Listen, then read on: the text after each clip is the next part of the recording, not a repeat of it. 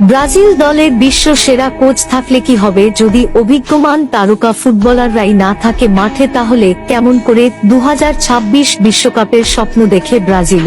Ecuador এবং প্যারাগুয়ের বিপক্ষে মাঠে নামার আগেই ইনজুরির মুখে ব্রাজিল ফুটবল টিম। দেখুন কে কে ইনজুরিতে পড়েছে এবং তারা কি ইকুয়েডর এবং প্যারাগুয়ের বিপক্ষে খেলতে পারবে, সবকিছু বিস্তারিত থাকছে এই ভিডিওর মধ্যে।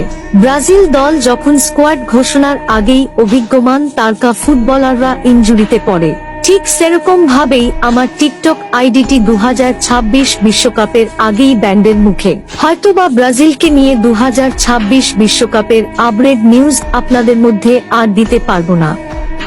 আমার আইডিতে ফার্স্ট ওয়ার্নিং এলো, তারপর অ্যাকাউন্ট ব্যান্ড ওয়ার্নিং, সবশেষে এবার আইডিটি ফিউজ হয়ে গেল।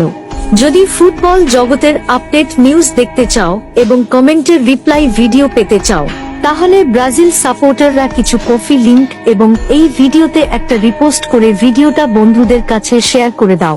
ব্রাজিল যখন কোনো ম্যাচ খেলার জন্য স্কোয়াড ঘোষণার আগেই ইনজুরিতে পড়ে যায় তারকা ফুটবলাররা, এবার দেখে নেই ব্রাজিল দলে কে কে ইনজুরিতে পড়েছে।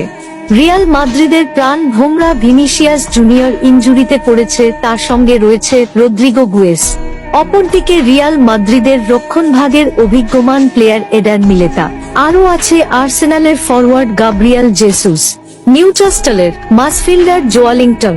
এই 5 জন তারকা ফুটবলার রয়েছে ইনজুরিতে। এখন প্রশ্ন উঠেছে, তারা কি ব্রাজিলের হয়ে ইকুয়েডর এবং প্যারাগুয়ের বিপক্ষে মাঠে নামবে? এই 5 জনের মধ্যে কেউ কেউ ইনজুরিতে রয়েছে, আবার কেউ সুস্থ হয়েছে।